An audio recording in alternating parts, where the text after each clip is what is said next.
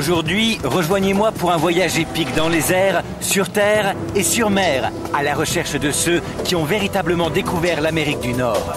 Je vais m'attacher à suivre la légende de deux explorateurs vikings, Éric le Rouge et Leif le Vénard. Ces deux navigateurs intrépides ont-ils pu traverser l'Atlantique 500 ans avant Christophe Colomb? Pour le découvrir, je vais monter à bord d'un navire viking au Danemark, explorer des ruines en Islande, marcher sur des icebergs au Groenland et finalement poser un pied sur les rives du Nouveau Monde. À la recherche de la vérité, je ne reculerai devant rien. Ce truc peut se retourner d'un instant à l'autre et m'expédier dans l'eau. Venez me chercher, les gars.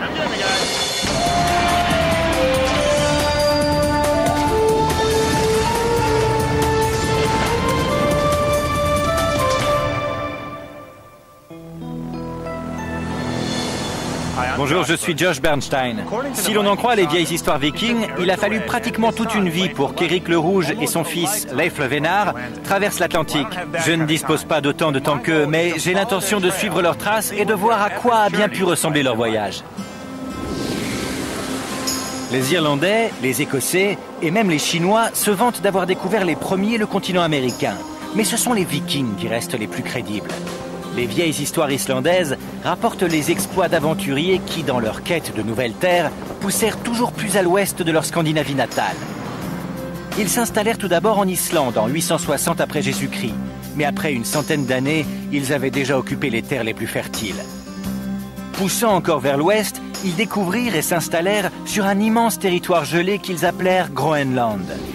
C'est là que prend corps une légende viking qui revendique la plus extraordinaire des découvertes.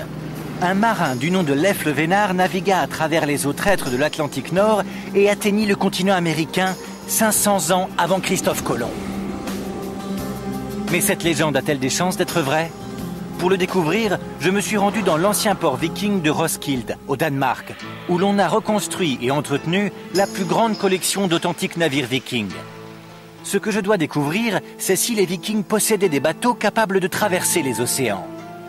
L'archéologue maritime Anton Englert va me montrer sa collection. C'est un authentique navire viking? Oui. Vous l'avez découvert où? Il était enfoui à 20 km au nord d'ici, dans les eaux du fjord de Roskilde. C'est dingue. Et vous avez pu dater sa construction? Eh bien, ce bateau a été construit vers l'an 1030 et les autres datent à peu près de la même période. Nous en avons reconstruit 5 au cours de ces 21 dernières années. Vous pouvez d'ailleurs en voir un naviguer actuellement dans le fjord. Aucune de ces répliques n'a été faite au hasard.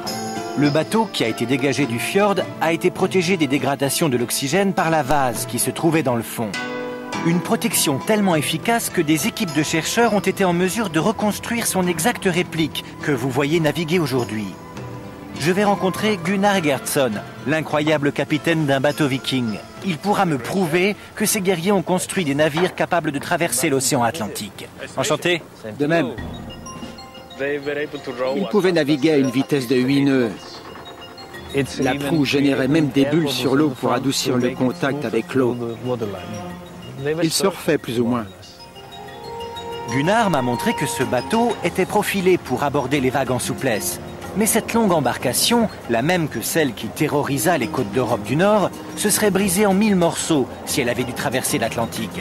C'est pourquoi les Vikings construirent un bateau radicalement différent pour les longues traversées. Un navire comme celui-ci. Voilà le navire? Oui, c'est celui-là. Qu'est-ce qui le différencie de l'autre en matière de navigation? Pourquoi ne pas le découvrir vous-même? Montez. Gunnar sait commander un navire. Il construisit cette réplique en 2000 et exactement 1000 ans après que, selon la légende viking, Leif le Vénard fit son voyage, Gunnar traversa l'Atlantique depuis l'Islande jusqu'en Amérique du Nord. Son périple de près de 4500 km prouva que les navires vikings pouvaient traverser l'Atlantique. Qu'est-ce que je peux faire ensuite? Ce navire, construit en pin de Norvège, est identique à celui construit par Gunnar. Il flotte grâce à la technique qu'utilisaient déjà les navires vikings. Des panneaux carrés de laine tissée cousus ensemble et recouverts d'une résine semblable au goudron. Il recouvrait une surface de près de 1000 mètres carrés et pesait plus de 500 kilos. La vie sur un vaisseau viking demandait beaucoup d'énergie physique. Ce treuil était la seule aide mécanique que l'on trouvait à bord. on avait surtout besoin de force brute. Et voilà! Est-ce qu'il y a une différence entre ce que nous faisons et les gestes que faisaient les Vikings il y a 1000 ans? Non. C'est pareil? C'est pareil. Même navigation, même navire, même geste? Oui. Avec un bon vent, ce navire marchand capable de traverser l'océan peut atteindre une vitesse de 15 nœuds, soit plus de 25 km/h. Il a été conçu pour transporter 24 tonnes de marchandises et ne nécessite que 8 hommes d'équipage. Mais Gunnar est plus qu'un simple marin accompli. Aussi incroyable que cela paraisse, il a découvert il y a quelques années qu'il descendait d'Eric le Rouge et Leif Erikson. Le grand-père de Leif Erikson était mon arrière-arrière et sa 30 fois grand-père. Ça fait beaucoup d'arrière. Oui. Vous avez pu remonter aussi loin? Oui, j'ai pu remonter très loin. On va naviguer avec le vent de face. À l'époque des Vikings, pouvoir naviguer avec le vent de face était une technique révolutionnaire. Il fallait tourner la voile et effectuer une série de virages en zigzag. Bien que cela nécessitait un effort considérable, cela leur permettait de continuer à avancer, même avec un vent de face. Rentrez là dans la bouline! Le vent vient bien de ce côté-là. Oui, on avance face au vent. Est-ce que ce n'est pas une particularité des navires vikings de pouvoir naviguer avec le vent de face? Si. Les autres navires de l'époque en étaient incapables. Oui, ils étaient les seuls à pouvoir faire ça sur l'océan. Et ils étaient pratiquement les seuls à être capables de traverser les océans à l'époque. Doucement. Je tourne. Oui, vous faites bouger 27 tonnes. Vous faites tourner 27 tonnes. J'aime l'impression que ça procure. Les navires vikings étaient largement capables de naviguer sur les océans. Pourtant, il fallait plus que du courage pour quitter sa maison et se jeter dans l'inconnu. Il fallait avoir une sacrée motivation. Le navire n'offrait qu'une bien frêle protection contre les colères de l'océan Atlantique. À l'époque, qu'est-ce qui les poussait à entamer de tels voyages? La découverte de nouvelles terres? Ils le faisaient parce que la Norvège était un peu trop peuplée et que les impôts étaient élevés. Tout le monde voulait aller en Islande. En 60 ans, il y a eu 30 000 personnes qui sont parties en Islande à bord de navires vikings. 30 000? 30 000. Sur des navires comme celui-ci? Oui. Nous ignorons combien de vaisseaux ont fait le trajet de la Scandinavie à l'Islande. Mais pour transporter 30 000 personnes, il a dû falloir que des douzaines de navires se lancent dans le voyage. Les Vikings longeaient généralement les côtes. Mais pour traverser l'Atlantique, ils ont dû quitter la sécurité des rivages et supporter de traverser des kilomètres en pleine mer. Gunnar me dit que la boussole n'allait être introduite en Europe que 200 ans plus tard. Alors comment ont-ils fait? J'ai posé la question à Gunnar. Comment ont-ils pu se diriger s'ils ne savaient pas où ils allaient? Ils ont utilisé tout ce que la nature mettait à leur disposition. Les oiseaux, les vagues, les nuages, les courants, le vent, les étoiles, la lune. Gunnar sait de quoi il parle. Il a lui-même effectué la traversée de l'Atlantique sans l'aide des techniques modernes, s'appuyant à la place sur les indices que lui procurait la nature, comme la direction des vents dominants, la présence des baleines et des oiseaux marins, et même la nature des déchets flottants à la surface de l'eau. Certaines personnes pensent que les Vikings avaient saisi le lien entre le soleil et la latitude. Le disque de bois découvert sur un site viking au Groenland est peut-être une boussole utilisant le soleil, un instrument qui aurait pu être utilisé pour indiquer si le vaisseau tenait sa trajectoire. Boussole ou non, avec un bon vent, un capitaine viking pouvait traverser les 1000 km qui le séparaient de l'Islande en 4 ou 5 jours. Et Eric le Rouge, votre arrière-arrière-arrière-arrière-arrière-grand-père, pourquoi a-t-il quitté la Norvège? C'était une sorte de bandit. Il a été pratiquement chassé du pays. Il n'avait pas le choix. Un bandit? Il semblerait qu'Éric le Rouge n'ait pas eu d'autre choix que de quitter la ville. Donc ici, si je veux suivre sa trace, ce qui est mon intention, je dois aller en Islande. Oui, en Islande. Très bien. Je peux gérer. J'ai compris comment ça marche. Ça ne devrait pas nous prendre trop de temps. En 960 après Jésus-Christ, Éric le Rouge traversa l'Atlantique Nord pour aller en Islande. Et ce sera ma prochaine destination. Trouver la maison d'Éric dans les étendues sauvages du nord-ouest de l'Islande.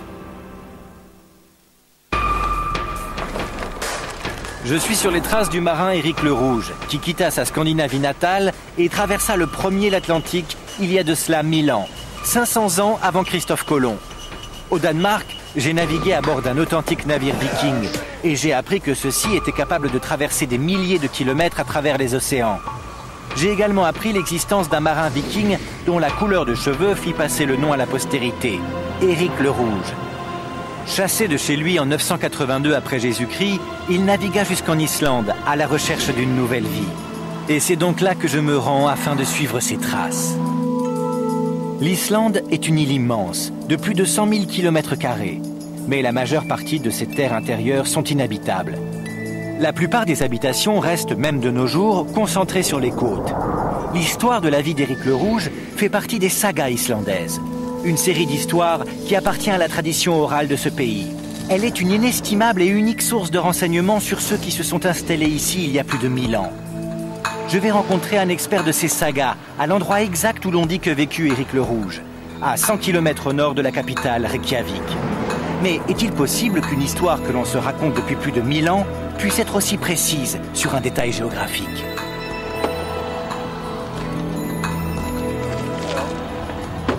Si j'en crois ma carte, c'est la ferme d'Éric le Rouge.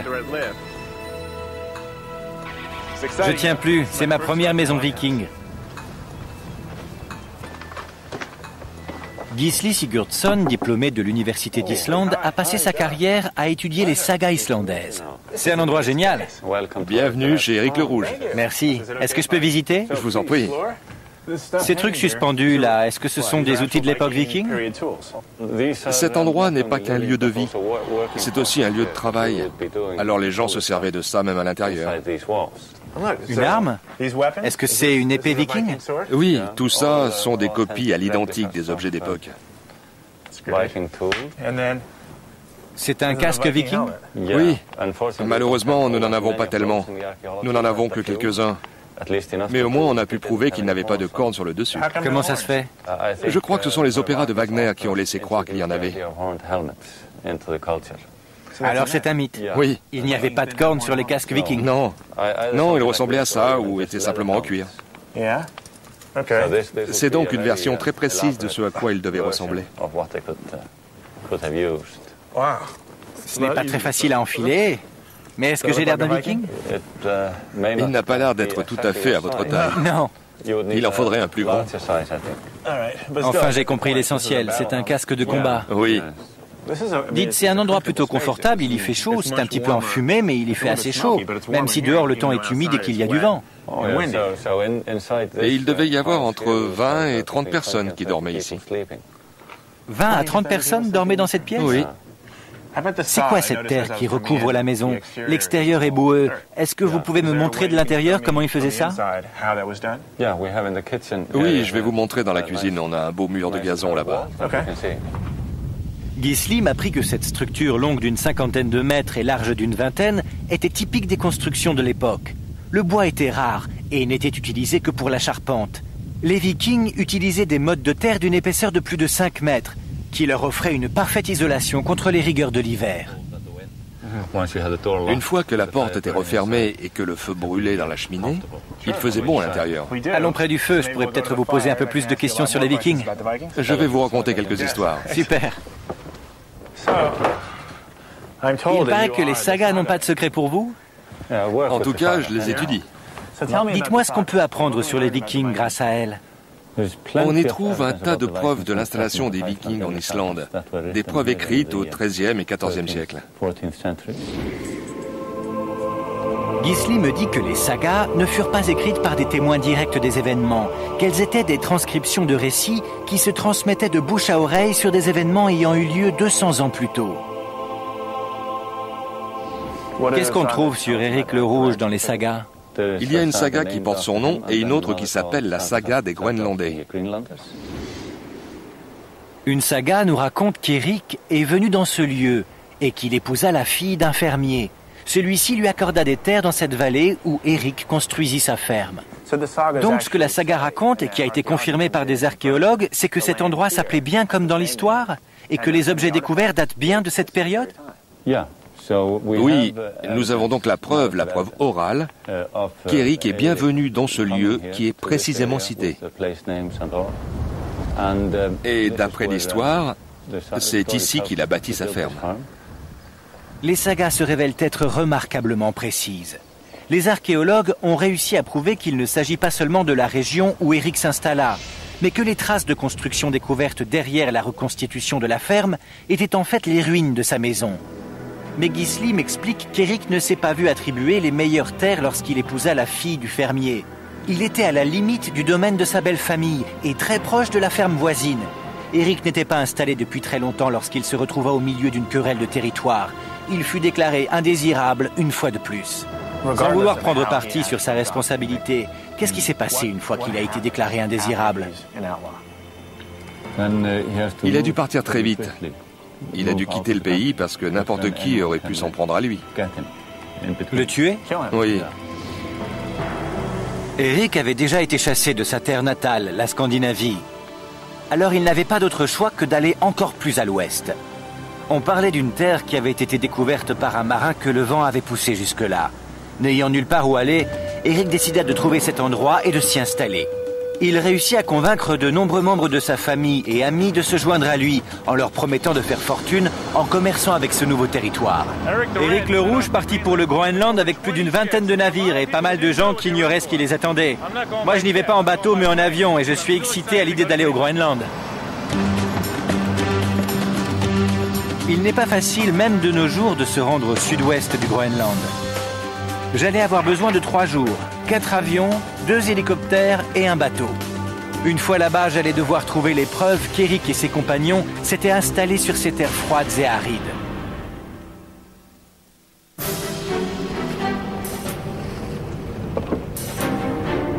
Je suis sur les traces d'Eric le Rouge, un marin viking. Un homme qui semble avoir le chic pour se faire chasser de partout où il passe. En 985 après Jésus-Christ, condamné à mort en Islande, il quitta sa femme et partit vers l'ouest à la recherche d'une terre d'accueil sur l'immense territoire gelé du Groenland. Il n'est guère plus facile de nos jours de se rendre au sud du Groenland, même par avion. La première étape est un vol de 3 heures jusqu'à Kulusuk, sur la côte est du pays. Depuis la relative chaleur et sécurité qui règne dans l'avion, je ne peux m'empêcher de remarquer que la mer semble glacée et que sa surface est recouverte d'icebergs. Le voyage d'Eric a dû être ardu, réclamant un mélange de détermination, d'habileté et de chance. Seuls 14 navires sur les 25 du départ réussirent la traversée. Les autres firent demi-tour ou sombrèrent. Mon excitation grandissait au fur et à mesure que nous approchions du Groenland. Il faut dire que c'est un lieu où l'on ne pense jamais pouvoir mettre les pieds. Alors c'est ça le Groenland? Je ne vois que des cailloux, aucune végétation. Je ne crois pas que j'aurais choisi cet endroit. Eric le Rouge le surestimait un peu, je crois qu'il devait avoir beaucoup d'imagination. Mais je n'étais pas encore arrivé à destination.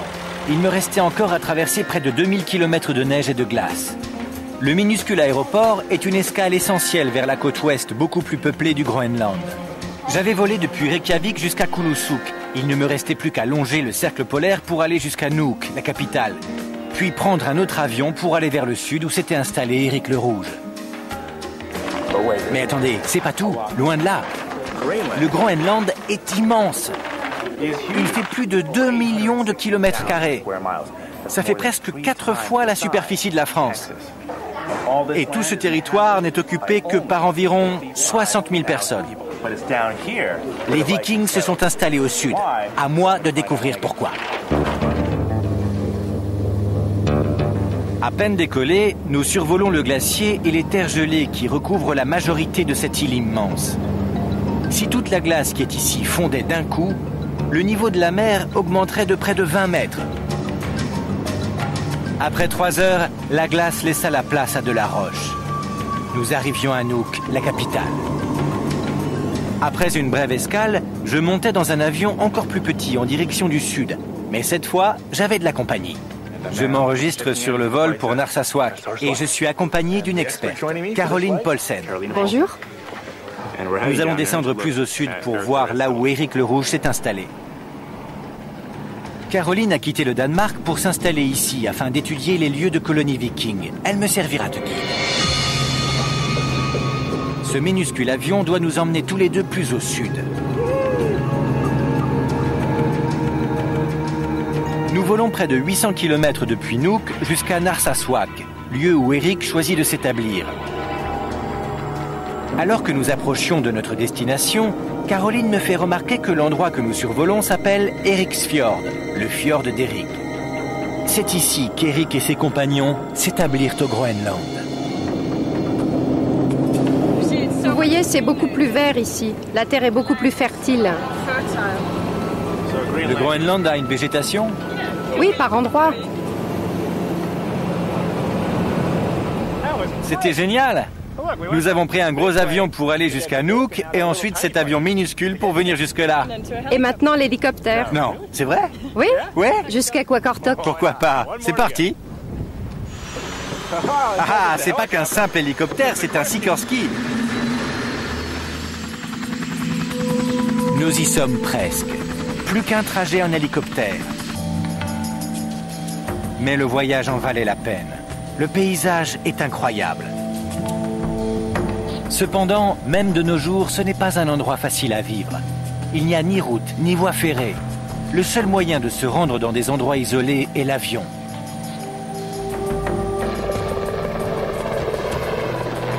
Nous finissons par être tout près du but.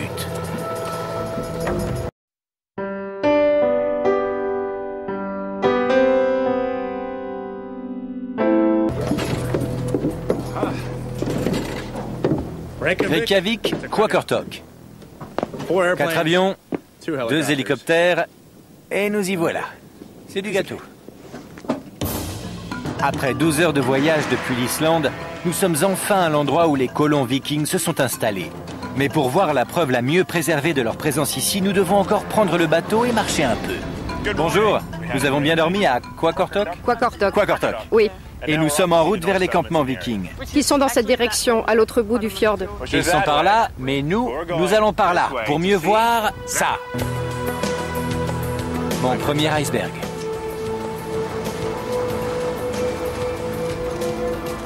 Ça, c'est cool. Voir un iceberg pour la première fois est une expérience incroyable. Il faut avoir vu de ses propres yeux la beauté de cette glace d'un bleu profond pour y croire. Après ce bref détour, nous reprenons notre route.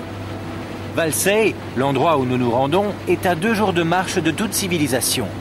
Alors ce soir, ce sera camping. Nous allons faire une partie du trajet en bateau, mais il nous restera encore une longue marche à effectuer.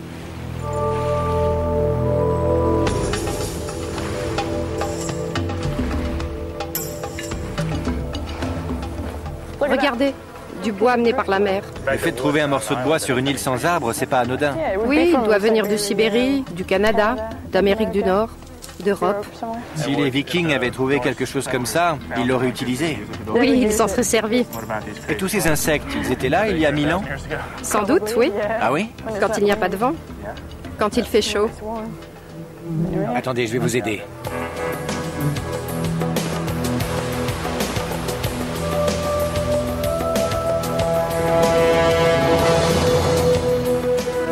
Caroline me dit que c'est pratiquement le même paysage qu'ont découvert les Vikings en arrivant ici, il y a plus de 1000 ans.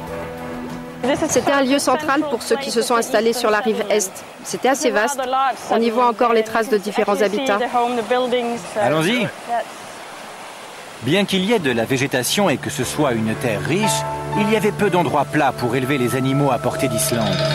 Ils devaient soigneusement sélectionner le lieu où fonder leur colonie. Voilà, c'est là-bas. Le terrain est plus plat. Là où la colline descend vers la mer? Oui, c'est l'endroit idéal pour une ferme. Il nous a fallu encore 3 heures pour atteindre les ruines. Caroline me dit en marchant qu'il y avait plusieurs sites vikings disséminés dans la région. Mais celui où elle m'emmenait est le plus récent et le mieux préservé. Elle y poursuivait son travail archéologique pour mieux comprendre quelle était leur vie et pourquoi la colonie avait mystérieusement disparu. La maison était ici? Oui. À quoi servaient les différentes pièces? Chacune avait son rôle. Il y en avait une pour dormir, une pour faire la cuisine, Mais c'était un seul foyer. Oui. C'est très grand? C'est très grand. Ce site et plusieurs autres ont été déterrés. Et nous avons une relativement bonne idée de la vie qu'on y menait. Ils avaient du bétail pour leur consommation quotidienne, des moutons pour la laine. Le poisson constituait leur nourriture de base. Et en été, ils partaient en expédition à la chasse dans les territoires plus au nord. Caroline voulait me montrer ce site non seulement parce qu'il est remarquablement préservé, mais aussi parce que c'est Éric le Rouge qui le découvrit le premier. Il choisit plus tard d'aller vivre ailleurs et confia cette terre à son cousin. Cette grande entrée nous indique que c'était un endroit assez important. Il n'y a que 3 fermes au Groenland qui possèdent une entrée comme celle-là. Ça nous apprend que la personne qui vivait ici était riche. Riche, oui. Ce que nous confirme la présence de l'église. L'église de Valsay est un des monuments vikings les mieux conservés au monde. Elle a été bâtie lorsque les missionnaires chrétiens sont arrivés au Groenland depuis la Scandinavie au XIIe siècle, 200 ans après l'arrivée d'Éric et des premiers colons. Beau travail. Vous voyez, l'intérieur de l'église n'est pas aussi lisse que l'extérieur. C'est mieux dehors? Oui, c'est mieux dehors. Oui, c'est vrai. Oui. Ils ne devaient pas avoir de bons artisans pour faire ce côté-là. Et là-bas, c'est là que se tient l'autel, sous la fenêtre. Vous voyez l'arche de la fenêtre? C'est une copie de ce qu'on trouve en Europe. Cela a été fait avec de vieilles pierres taillées. Ça a dû être difficile à réaliser. Vous avez dit que c'est l'autel? Oui. Cet endroit sert toujours d'église? Oui, on peut s'y marier et y être baptisé. Sans blague. J'aurais dû enlever ça. Oui. Désolé. Caroline me dit que la dernière mention historique d'une cérémonie dans cette église est un mariage qui s'est tenu en 1408, juste avant que les colons s'en aillent pour des raisons inconnues. Personne ne sait vraiment pourquoi la colonie a été abandonnée. Mais Caroline a sa théorie. Ça a été la dernière trace d'activité? Oui. Est-ce qu'on sait ce qui a entraîné le déclin de la colonie? Le changement climatique, les difficultés d'approvisionnement. Aucun navire européen ne venait jusqu'ici. Aucune possibilité de commerce. Mais si on en revient à Éric le Rouge et à l'époque à laquelle je m'intéresse, Éric, qui avait exploré la région, a choisi de s'installer dans un plus bel endroit. Oui, c'est exact. Et nous allons nous y rendre? Oui. Bien, alors nous allons manger et passer la nuit dehors? Oui. Allons-y. Les archéologues continuent à débattre sur les raisons qui ont poussé les Vikings à abandonner leur colonie du Groenland. Mais il ne fait aucun doute qu'Éric s'y soit installé 400 ans plus tôt. Et c'est ce fait, et cette époque, qui reste au cœur de ma quête. Là, on profite pleinement de la journée parce qu'il est plus de 23 heures et la nuit n'est toujours pas tombée. Est-ce que c'est normal? Oui. Ouais. Le soleil ne se couche pas. Pas à cette époque de l'année? Non. Donc c'est la nuit, nous sommes autour d'un feu de camp. Nous n'allons pas tarder à nous coucher et demain nous irons voir où s'est installé Éric le Rouge. Et j'ai entendu dire que c'est le plus bel endroit de la région? C'est vrai. On va attendre que le feu s'éteigne un peu et au dodo, on verra ça demain. Au matin, nous découvrirons à quel point la navigation au Groenland peut être dangereuse. Et nous apprendrons comment le fils d'Éric, Leif, traversa l'Atlantique sur sa partie la plus dangereuse.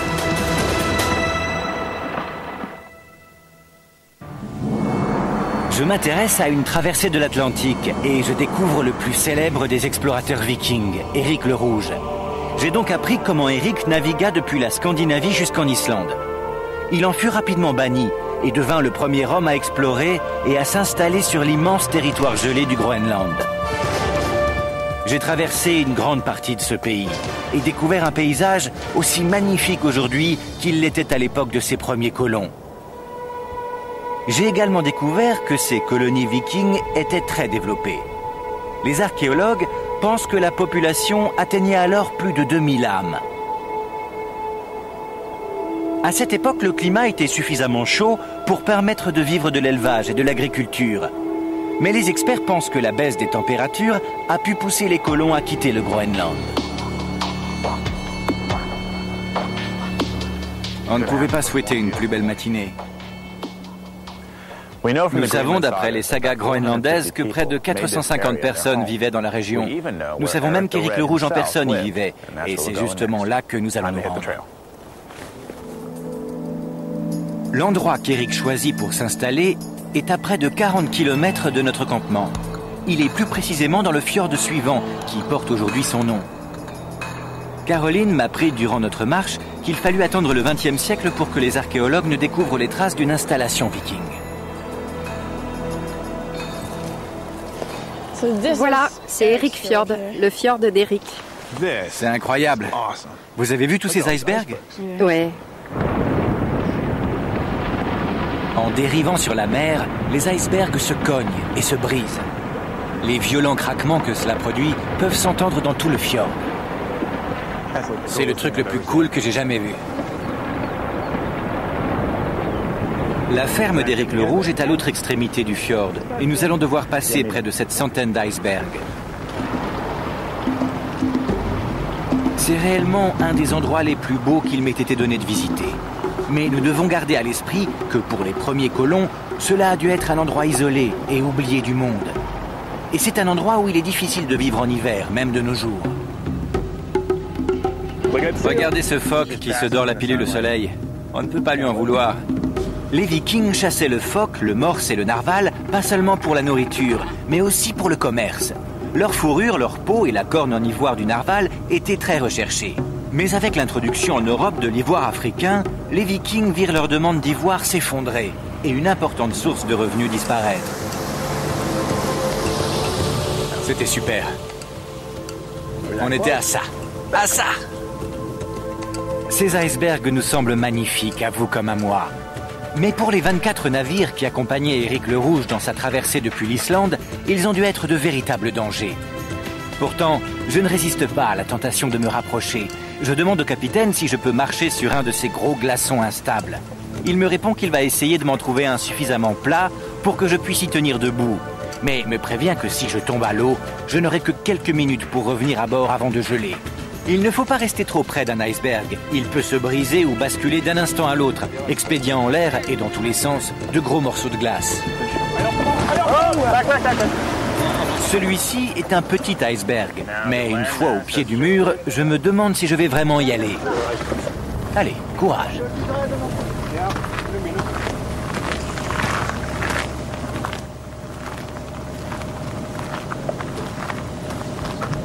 « 78% de la masse de l'iceberg reste immergée. D'un instant à l'autre, cette chose peut basculer et m'expédier dans l'eau. Venez me chercher, les gars. Je veux pas entendre d'autres craquements. Venez. J'ai eu ma dose d'iceberg.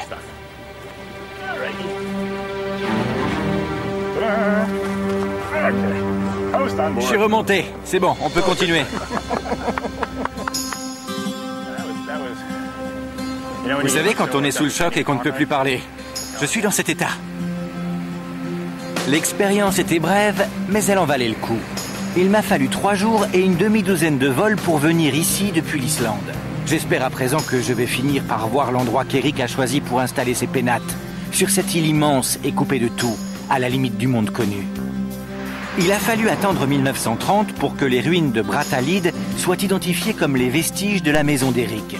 Et depuis, elles ont été entièrement mises à jour et en partie reconstruites. Pour un hors-la-loi en exil, Éric s'est bien débrouillé ici. C'est vrai. En fait, on a fait des analyses du sol et c'est l'endroit idéal pour installer une ferme. Il n'y avait pas, à part la qualité du sol, d'autres avantages dans le fait d'être ici? Si, c'est un point central pour les colonies de l'Est. Et c'est un bon port. Alors, qu'est-ce qui s'est passé lorsqu'Éric est arrivé d'aussi loin de chez lui? Est-ce qu'il s'est dit « c'est bon, je me pose » ou est-ce qu'il a continué à faire du commerce et voyager? Non, il s'est installé avec sa famille. On trouve déjà mention de Leif, l'aîné, en Islande, mais ses 3 autres enfants sont nés ici. Ici? Oui. Caroline me dit que l'installation d'Éric coïncide avec l'introduction du christianisme dans la plupart des pays d'Europe. Il y a une histoire au sujet de la femme d'Éric, Thorhilda, et de sa conversion. Elle voulait qu'il y ait une église ici, mais Éric refusait de la construire. Alors elle refusa d'avoir le moindre contact avec lui. Elle voulait plus coucher avec? Non, jusqu'à ce que l'église soit construite. Alors il a pris une pierre et l'a jetée aussi loin qu'il a pu de la ferme. Et là où la pierre est tombée, on a construit l'église. Elle devait beaucoup ressembler à celle-ci. Elle ressemblait à ça? Allons voir. À l'époque où cette église a été construite, les Vikings qui s'étaient installés à travers le pays ont commencé à changer. Beaucoup se sont convertis au christianisme. Leif a été l'un des premiers convertis et il personnifie le nouveau Viking. Il avait hérité de l'esprit aventureux de son père, mais il méprisait sa sauvagerie et sa superstition. Si l'on en croit les sagas, Leif était un Viking hors du commun. Il est décrit comme un solide gaillard, réfléchi et tempéré en toutes choses et hautement respecté. Il devint un excellent marin, emportant des marchandises depuis l'Islande et la Scandinavie jusqu'à la colonie de son père, au Groenland. On le surnomma Leif le Vénard, après qu'il ait sauvé un navire du naufrage et se soit approprié toute sa cargaison. Je suppose que c'était la pièce principale de la maison. Et ça doit être la plus belle vue du Groenland. Cela a été un long périple pour atteindre le dernier domicile d'Eric et de Leif, ici au Groenland. Debout dans les ruines de sa maison, j'apprends que c'est ici que s'est terminé le long voyage d'Eric. Leif a pris la suite de son père. Il avait entendu des rumeurs au sujet d'une terre plus à l'ouest. Eric entendit qu'il y avait d'autres terres plus à l'ouest? Comment il réagit? Non, c'est Leif qui en a entendu parler. Il était très vif d'esprit. Il a acheté un bateau et a convaincu plus d'une trentaine d'hommes de se joindre à lui. Je vais donc suivre les traces de Leif. Où est-ce qu'il faut que j'aille? Terre-Neuve. Alors j'y vais. Nous sommes au stade de l'histoire où le fils succède au père. À partir de maintenant, il s'agit du voyage de Leif. En 1001 après Jésus-Christ, Leif Erikson quitte ce fjord où nous sommes et embarque avec 35 hommes sans véritable carte et sans trop savoir où ils doivent aller ni ce qu'ils vont découvrir. Est-ce que Leif le Vénard est allé en Amérique? Accompagnez-moi dans ma traversée de l'Atlantique à la recherche de preuves qui démontreraient que les sagas des explorateurs vikings ne sont pas des histoires à dormir debout.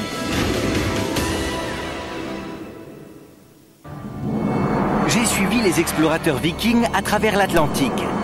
J'essaie de découvrir si leurs exploits tels qu'ils sont relatés dans les sagas islandaises sont bien réels. J'ai découvert les preuves que les vikings ont colonisé l'Islande et le Groenland. Mais l'histoire la plus incroyable raconte qu'en l'an 1001, Leif le Vénard entreprit un voyage à travers l'Atlantique Nord et découvrit l'Amérique 500 ans avant Christophe Colomb. J'approche à présent de la pointe nord de Terre-Neuve. Nous sommes à peu près à 2000 km du Groenland. Et c'est peut-être ici que s'arrêtent les traces des Vikings. Certains pensent qu'il y a 1000 ans, Leif le Vénard et son équipage débarquèrent pour la première fois sur ces côtes. Je ne peux qu'imaginer leur fierté et leur exaltation.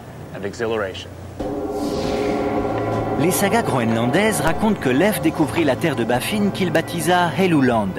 Il continua vers le sud, longea le Labrador, qu'il appela Markland, et débarqua finalement à la pointe nord de Terre-Neuve, qu'il nomma Vinland, parce qu'ils sont censés y avoir trouvé du raisin.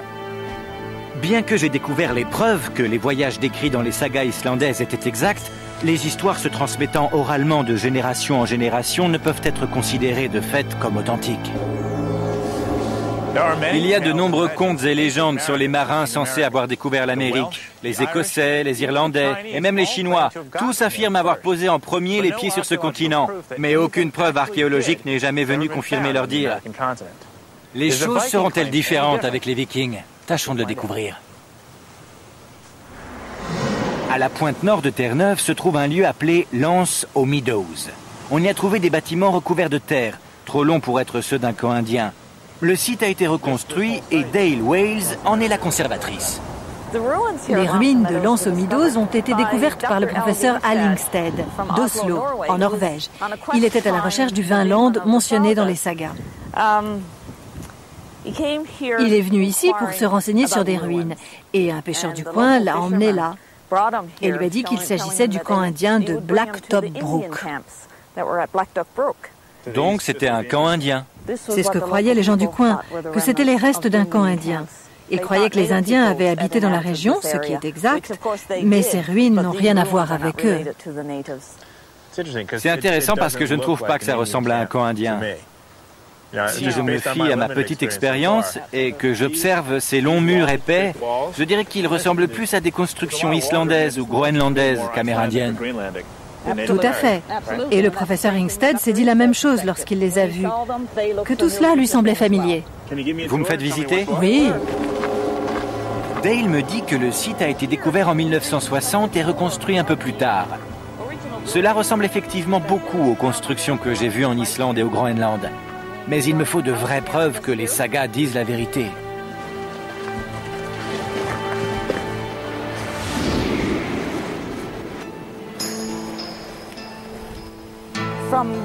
On a utilisé des preuves archéologiques. On a daté au carbone 14 les différents objets découverts sur le site et il en ressort qu'ils datent d'à peu près 1000 ans. Il pourrait dater, si on s'en réfère aux sagas, de la même époque que celle où Leif est venu ici. C'est exact. D'après les sagas, le voyage vers Vinland aurait commencé environ vers l'an 1000. Et ce site date approximativement de la même période. Quels objets avez-vous daté? Beaucoup d'objets en bois qui étaient sur le site, des objets en relation avec la réparation de navires et du charbon qui a été utilisé dans la production de métal. Ils utilisaient du fer ici?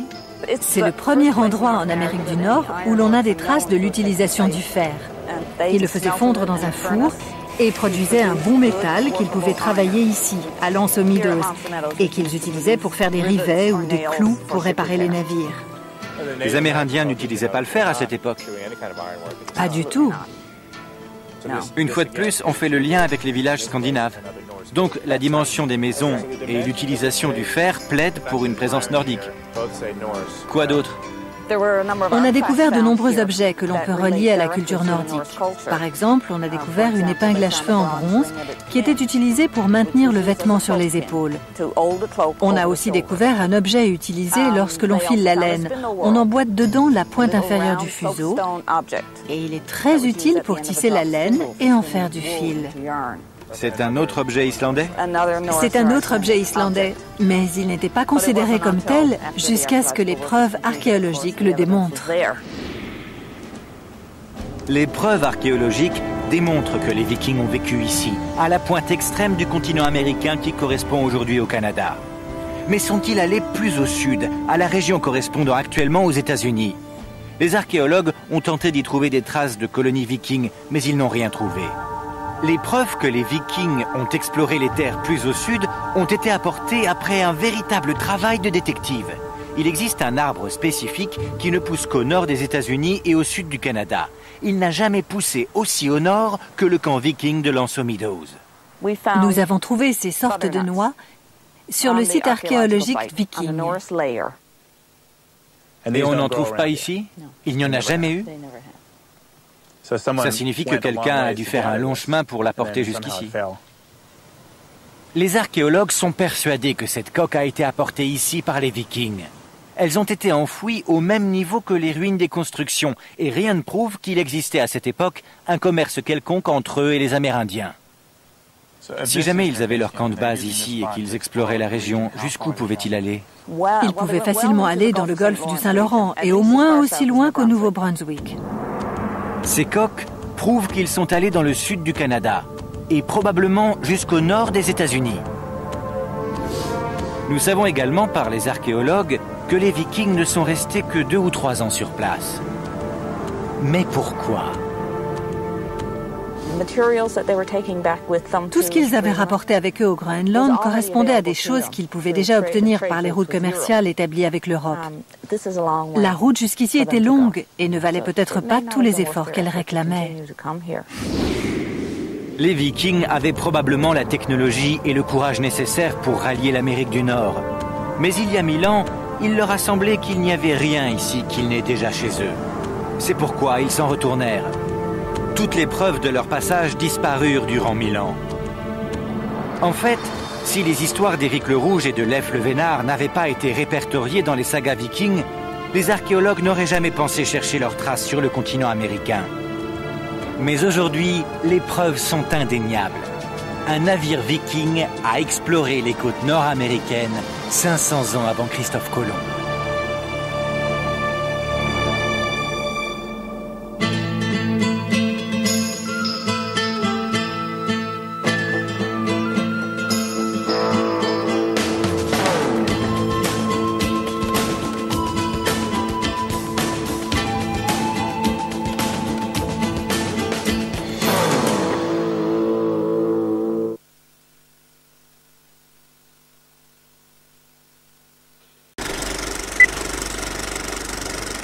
cérémonie dans cette église est un mariage qui s'est tenu en 1408, juste avant que les colons s'en aillent pour des raisons inconnues. Personne ne sait vraiment pourquoi la colonie a été abandonnée. Mais Caroline a sa théorie. Ça a été la dernière trace d'activité? Oui. Est-ce qu'on sait ce qui a entraîné le déclin de la colonie? Le changement climatique, les difficultés d'approvisionnement. Aucun navire européen ne venait jusqu'ici. Aucune possibilité de commerce. Mais si on en revient à Éric le Rouge et à l'époque à laquelle je m'intéresse, Éric, qui avait exploré la région, a choisi de s'installer dans un plus bel endroit. Oui, c'est exact. Et nous allons nous y rendre? Oui. Bien, alors nous allons manger et passer la nuit dehors? Oui. Allons-y. Les archéologues continuent à débattre sur les raisons qui ont poussé les Vikings à abandonner leur colonie du Groenland. Mais il ne fait aucun doute qu'Éric s'y soit installé 400 ans plus tôt. Et c'est ce fait, et cette époque, qui reste au cœur de ma quête. Là, on profite pleinement de la journée parce qu'il est plus de 23 heures et la nuit n'est toujours pas tombée. Est-ce que c'est normal? Oui. Ouais. Le soleil ne se couche pas. Pas à cette époque de l'année? Non. Donc c'est la nuit, nous sommes autour d'un feu de camp. Nous n'allons pas tarder à nous coucher et demain nous irons voir où s'est installé Éric le Rouge. Et j'ai entendu dire que c'est le plus bel endroit de la région? C'est vrai. On va attendre que le feu s'éteigne un peu et au dodo, on verra ça demain. Au matin, nous découvrirons à quel point la navigation au Groenland peut être dangereuse. Et nous apprendrons comment le fils d'Éric, Leif, traversa l'Atlantique sur sa partie la plus dangereuse.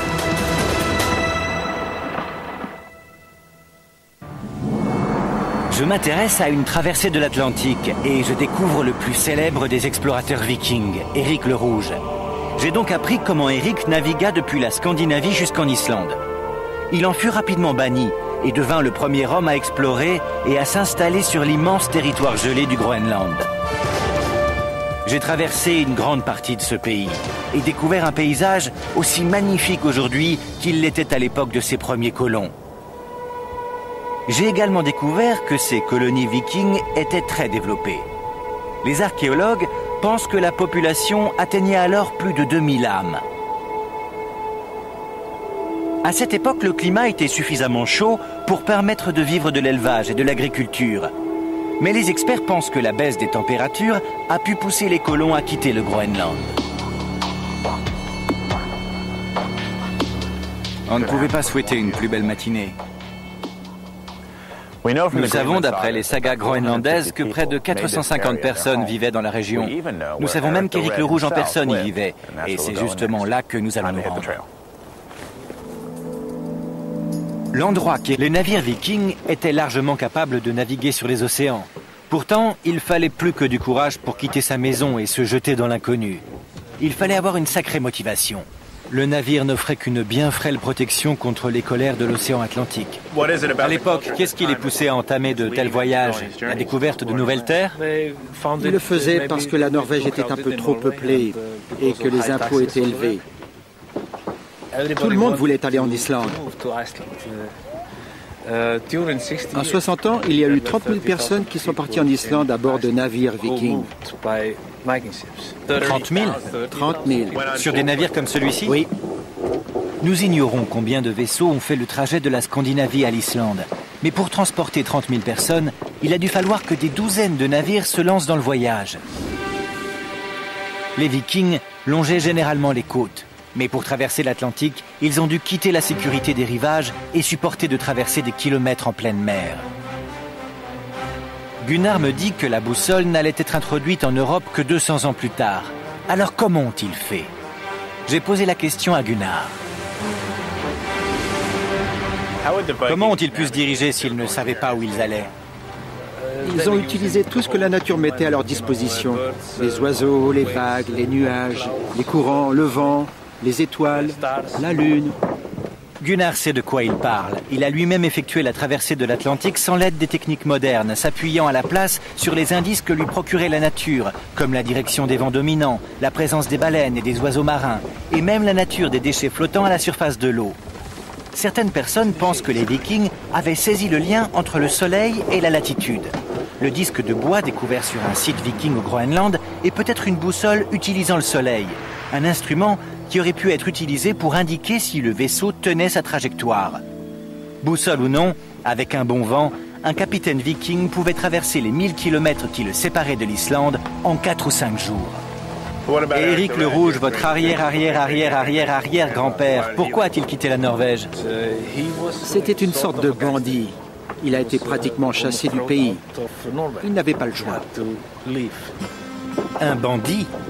Il semblerait qu'Éric le Rouge n'ait pas eu d'autre choix que de quitter la ville. Donc ici, si je veux suivre sa trace, ce qui est mon intention, je dois aller en Islande. Oui, en Islande. Très bien. Je peux gérer. J'ai compris comment ça marche. Ça ne devrait pas nous prendre trop de temps. En 960 après Jésus-Christ, Éric le Rouge traversa l'Atlantique Nord pour aller en Islande. Et ce sera ma prochaine destination. Trouver la maison d'Éric dans les étendues sauvages du nord-ouest de l'Islande. Je suis sur les traces du marin Éric le Rouge, qui quitta sa Scandinavie natale et ici, à Lance aux Meadows, et qu'ils utilisaient pour faire des rivets ou des clous pour réparer les navires. Les Amérindiens n'utilisaient pas le fer à cette époque. Pas du tout. Une fois de plus, on fait le lien avec les villages scandinaves. Donc la dimension des maisons et l'utilisation du fer plaident pour une présence nordique. Quoi d'autre ? On a découvert de nombreux objets que l'on peut relier à la culture nordique. Par exemple, on a découvert une épingle à cheveux en bronze qui était utilisée pour maintenir le vêtement sur les épaules. On a aussi découvert un objet utilisé lorsque l'on file la laine. On emboîte dedans la pointe inférieure du fuseau et il est très utile pour tisser la laine et en faire du fil. C'est un autre objet islandais ? C'est un autre objet islandais, mais il n'était pas considéré comme tel jusqu'à ce que les preuves archéologiques le démontrent. Les preuves archéologiques démontrent que les Vikings ont vécu ici, à la pointe extrême du continent américain qui correspond aujourd'hui au Canada. Mais sont-ils allés plus au sud, à la région correspondant actuellement aux États-Unis ?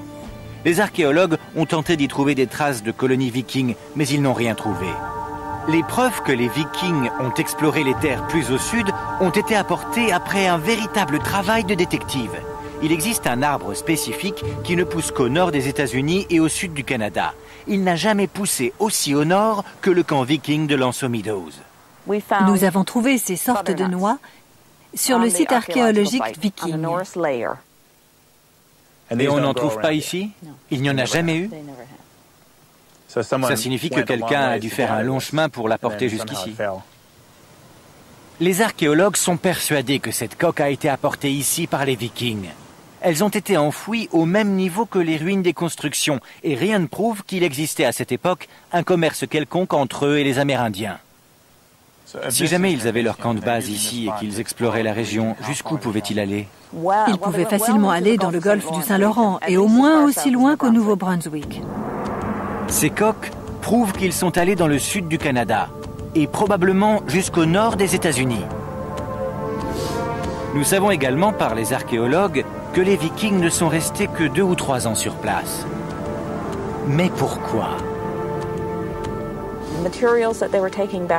Tout ce qu'ils avaient rapporté avec eux au Groenland correspondait à des choses qu'ils pouvaient déjà obtenir par les routes commerciales établies avec l'Europe.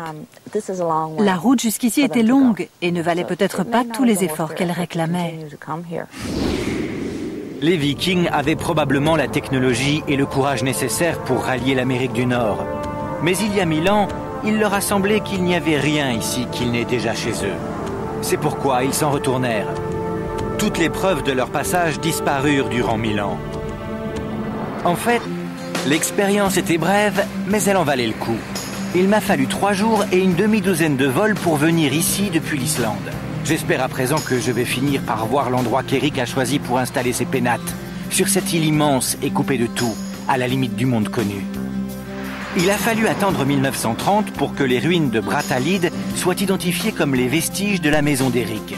Et depuis, elles ont été entièrement mises à jour et en partie reconstruites. Pour un hors-la-loi en exil, Éric s'est bien débrouillé ici. C'est vrai. En fait, on a fait des analyses du sol et c'est l'endroit idéal pour installer une ferme. Il n'y avait pas, par la qualité du sol, d'autres avantages dans le fait d'être ici ? Si, c'est un point central pour les colonies de l'Est. Et c'est un bon port. Alors, qu'est-ce qui s'est passé lorsqu'Eric est arrivé d'aussi loin de chez lui? Est-ce qu'il s'est dit « c'est bon, je me pose » ou est-ce qu'il a continué à faire du commerce et voyager? Non, il s'est installé avec sa famille. On trouve déjà mention de Leif, l'aîné, en Islande, mais ses 3 autres enfants sont nés ici. Ici? Oui. Caroline me dit que l'installation d'Eric coïncide avec l'introduction du christianisme dans la plupart des pays d'Europe. Il y a une histoire au sujet de la femme d'Eric, Thorhilda, et de sa conversion. Elle voulait qu'il y ait une église ici, mais Eric refusait de la construire. Alors elle refusa d'avoir le moindre contact avec lui. Elle voulait plus coucher avec? Non, jusqu'à ce que l'église soit construite. Alors il a pris une pierre et l'a jetée aussi loin qu'il a pu de la ferme. Et là où la pierre est tombée, on a construit l'église. Elle devait beaucoup ressembler à celle-ci. Elle ressemblait à ça? Allons voir. À l'époque où cette église a été construite, les Vikings qui s'étaient installés à travers le pays ont commencé à changer. Beaucoup se sont convertis au christianisme. Leif a été l'un des premiers convertis et il personnifie le nouveau Viking. Il avait hérité de l'esprit aventureux de son père, mais il méprisait sa sauvagerie et sa superstition. Si l'on en croit les sagas, Leif était un Viking hors du commun. Il est décrit comme un solide gaillard, réfléchi et tempéré en toutes choses et hautement respecté. Il devint un excellent marin, emportant des marchandises depuis l'Islande et la Scandinavie jusqu'à la colonie de son père, au Groenland. On le surnomma Leif le Vénard, après qu'il ait sauvé un navire du naufrage et se soit approprié toute sa cargaison. Je suppose que c'était la pièce principale de la maison. Et ça doit être la plus belle vue du Groenland. Cela a été un long périple pour atteindre le dernier domicile d'Eric et de Leif, ici au Groenland. Debout dans les ruines de sa maison, j'apprends que c'est ici que s'est terminé le long voyage d'Eric. Leif a pris la suite de son père. Au plus peuplé du Groenland. J'avais volé depuis Reykjavik jusqu'à Kulusuk. Il ne me restait plus qu'à longer le cercle polaire pour aller jusqu'à Nuuk, la capitale. Puis prendre un autre avion pour aller vers le sud où s'était installé Éric le Rouge. Mais attendez, c'est pas tout, loin de là. Le Groenland est immense. Il fait plus de 2 millions de kilomètres carrés. Ça fait presque 4 fois la superficie de la France. Et tout ce territoire n'est occupé que par environ 60 000 personnes. Les Vikings se sont installés au sud. À moi de découvrir pourquoi. À peine décollés, nous survolons le glacier et les terres gelées qui recouvrent la majorité de cette île immense. Si toute la glace qui est ici fondait d'un coup, le niveau de la mer augmenterait de près de 20 mètres. Après 3 heures, la glace laissa la place à de la roche. Nous arrivions à Nuuk, la capitale. Après une brève escale, je montais dans un avion encore plus petit en direction du sud. Mais cette fois, j'avais de la compagnie. Je m'enregistre sur le vol pour Narsarsuaq et je suis accompagné d'une experte, Caroline Paulsen. Bonjour. Nous allons descendre plus au sud pour voir là où Éric le Rouge s'est installé. Caroline a quitté le Danemark pour s'installer ici afin d'étudier les lieux de colonies vikings. Elle me servira de guide. Ce minuscule avion doit nous emmener tous les deux plus au sud. Nous volons près de 800 km depuis Nuuk jusqu'à Narsarsuaq, lieu où Éric choisit de s'établir. Alors que nous approchions de notre destination, Caroline me fait remarquer que l'endroit que nous survolons s'appelle Eriksfjord, le fjord d'Éric.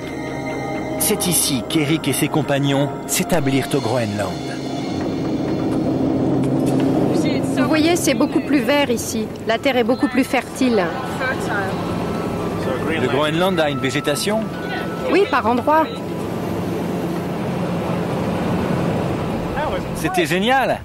Nous avons pris un gros avion pour aller jusqu'à Nuuk et ensuite cet avion minuscule pour venir jusque-là. Et maintenant l'hélicoptère. Non, c'est vrai? Oui? Ouais? Jusqu'à Qaqortoq. Pourquoi pas? C'est parti! Ah, c'est pas qu'un simple hélicoptère, c'est un Sikorsky. Nous y sommes presque. Plus qu'un trajet en hélicoptère. Mais le voyage en valait la peine. Le paysage est incroyable. Cependant, même de nos jours, ce n'est pas un endroit facile à vivre. Il n'y a ni route, ni voie ferrée. Le seul moyen de se rendre dans des endroits isolés est l'avion.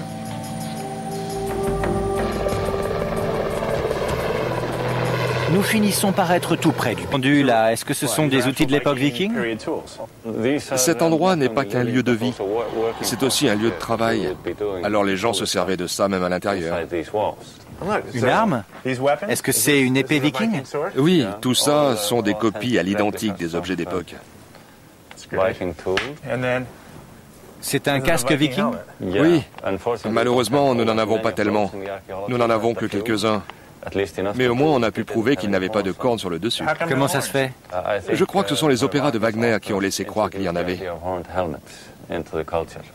Alors c'est un mythe? Oui. Il n'y avait pas de cornes sur les casques vikings? Non. Non, ils ressemblaient à ça ou étaient simplement en cuir. C'est donc une version très précise de ce à quoi ils devaient ressembler. Ce n'est pas très facile à enfiler. Mais est-ce que j'ai l'air d'un viking? Il n'a pas l'air d'être tout à fait à votre taille. Non. Il en faudrait un plus grand. Enfin, j'ai compris l'essentiel. C'est un casque de combat. Oui. Dites, c'est un endroit plutôt confortable, il y fait chaud, c'est un petit peu enfumé, mais il y fait assez chaud, même si dehors le temps est humide et qu'il y a du vent. Et il devait y avoir entre 20 et 30 personnes qui dormaient ici. 20 à 30 personnes dormaient dans cette pièce? Oui. C'est quoi cette terre qui recouvre la maison? L'extérieur est boueux. Est-ce que vous pouvez me montrer de l'intérieur comment ils faisaient ça? Oui, je vais vous montrer dans la cuisine. On a un beau mur de gazon là-bas. Gisli m'apprit que cette structure longue d'une 50aine de mètres et large d'une 20aine était typique des constructions de l'époque. Le bois était rare et n'était utilisé que pour la charpente. Les Vikings utilisaient des mottes de terre d'une épaisseur de plus de 5 mètres, qui leur offrait une parfaite isolation contre les rigueurs de l'hiver. Une fois que la porte était refermée et que le feu brûlait dans la cheminée, il faisait bon à l'intérieur. Allons près du feu, je pourrais peut-être vous poser un peu plus de questions sur les Vikings. Je vais vous raconter quelques histoires. Super. Il paraît que les sagas n'ont pas de secret pour vous? En tout cas, je les étudie. Dites-moi ce qu'on peut apprendre sur les Vikings grâce à elles. On y trouve un tas de preuves de l'installation des Vikings en Islande, des preuves écrites au XIIIe et XIVe siècle. Gisli me dit que les sagas ne furent pas écrites par des témoins directs des événements, qu'elles étaient des transcriptions de récits qui se transmettaient de bouche à oreille sur des événements ayant eu lieu 200 ans plus tôt. Qu'est-ce qu'on trouve sur Éric le Rouge dans les sagas? Il y a une saga qui porte son nom et une autre qui s'appelle la saga des Groenlandais. Une saga nous raconte qu'Éric est venu dans ce lieu et qu'il épousa la fille d'un fermier. Celui-ci lui accorda des terres dans cette vallée où Éric construisit sa ferme. Donc ce que la saga raconte et qui a été confirmé par des premiers. Il choisit plus tard d'aller vivre ailleurs et confia cette terre à son cousin. Cette grande entrée nous indique que c'était un endroit assez important. Il n'y a que 3 fermes au Groenland qui possèdent une entrée comme celle-là.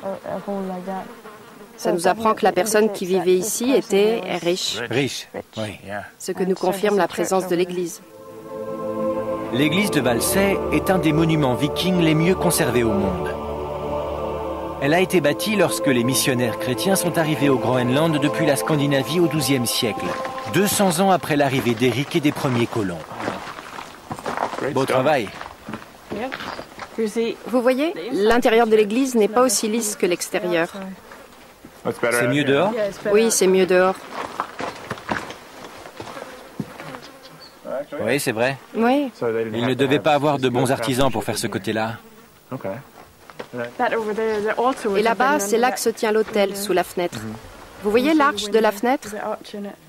C'est une copie de ce qu'on trouve en Europe. Cela a été fait avec de vieilles pierres taillées. Ça a dû être difficile à réaliser.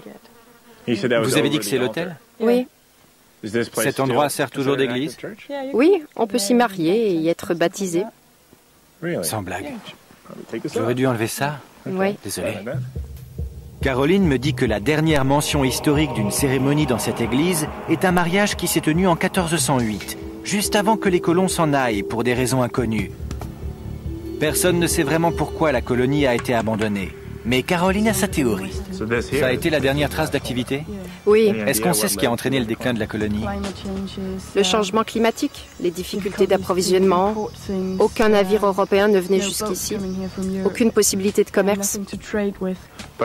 Mais si on en revient à Éric le Rouge et à l'époque à laquelle je m'intéresse, Éric, qui avait exploré la région, a choisi de s'installer dans un plus bel endroit.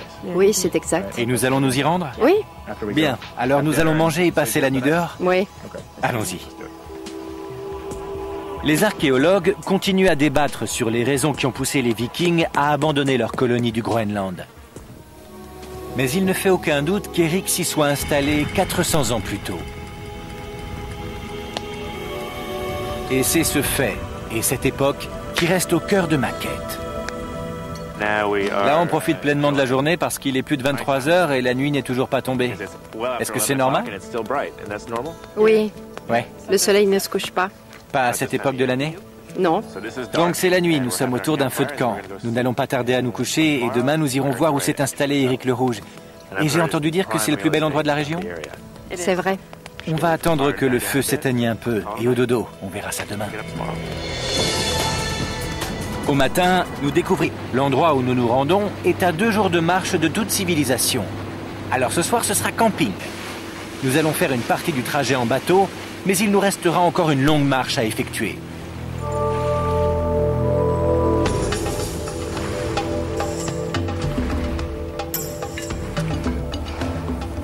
Regardez, du bois amené par la mer. Le fait de trouver un morceau de bois sur une île sans arbre, c'est pas anodin.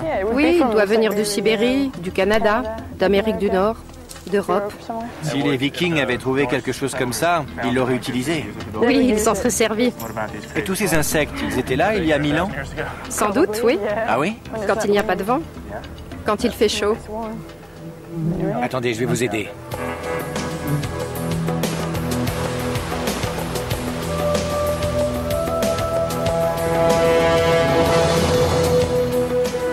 Caroline me dit que c'est pratiquement le même paysage qu'ont découvert les Vikings en arrivant ici, il y a plus de 1000 ans.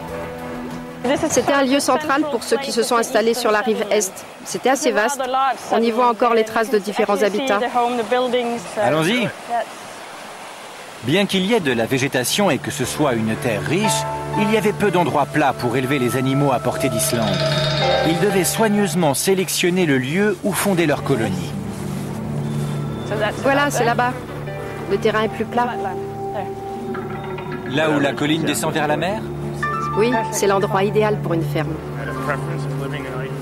Il nous a fallu encore 3 heures pour atteindre les ruines.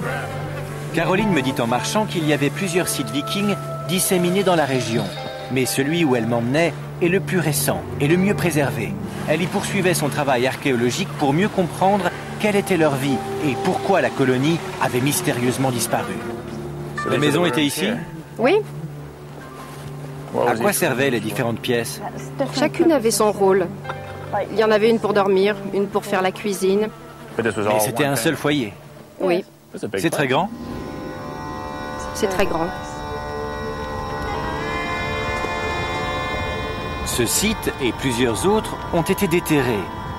Et nous avons une relativement bonne idée de la vie qu'on y menait. Ils avaient du bétail pour leur consommation quotidienne, des moutons pour la laine. Le poisson constituait leur nourriture de base. Et en été, ils partaient en expédition à la chasse dans les territoires plus au nord. Caroline voulait me montrer ce site non seulement parce qu'il est remarquablement préservé, mais aussi parce que c'est Éric le Rouge qui le découvrit le premier. Il choisit plus tard d'aller vivre ailleurs et confia cette terre à son cousin. Cette grande entrée nous indique que c'était un endroit assez important. Grand-père, pourquoi a-t-il quitté la Norvège? C'était une sorte de bandit. Il a été pratiquement chassé du pays. Il n'avait pas le choix. Un bandit? Il semblerait qu'Éric le Rouge n'ait pas eu d'autre choix que de quitter la ville. Donc ici, si je veux suivre sa trace, ce qui est mon intention, je dois aller en Islande. Oui, en Islande. Très bien. Je peux gérer. J'ai compris comment ça marche. Ça ne devrait pas nous prendre trop de temps. En 960 après Jésus-Christ, Éric le Rouge traversa l'Atlantique Nord pour aller en Islande. Et ce sera ma prochaine destination, trouver la maison d'Éric dans les étendues sauvages du nord-ouest de l'Islande. Je suis sur les traces du marin Éric le Rouge, qui quitta sa Scandinavie natale et traversa le premier l'Atlantique il y a de cela 1000 ans, 500 ans avant Christophe Colomb. Au Danemark, j'ai navigué à bord d'un authentique navire viking et j'ai appris que ceux-ci étaient capables de traverser des milliers de kilomètres à travers les océans. J'ai également appris l'existence d'un marin viking dont la couleur de cheveux fit passer le nom à la postérité, Éric le Rouge. Chassé de chez lui en 982 après Jésus-Christ, il navigua jusqu'en Islande à la recherche d'une nouvelle vie. Et c'est donc là que je me rends afin de suivre ses traces. L'Islande est une île immense, de plus de 100 000 km², mais la majeure partie de ses terres intérieures sont inhabitables. La plupart des habitations restent, même de nos jours, concentrées sur les côtes. L'histoire de la vie d'Éric le Rouge fait partie des sagas islandaises. Une série d'histoires qui appartient à la tradition orale de ce pays. Elle est une inestimable et unique source de renseignements sur ceux qui se sont installés ici il y a plus de 1000 ans. Je vais rencontrer un expert de ces sagas à l'endroit exact où l'on dit que vécut Éric le Rouge, à 100 km au nord de la capitale, Reykjavik. Mais est-il possible qu'une histoire que l'on se raconte depuis plus de 1000 ans puisse être aussi précise sur un détail géographique ?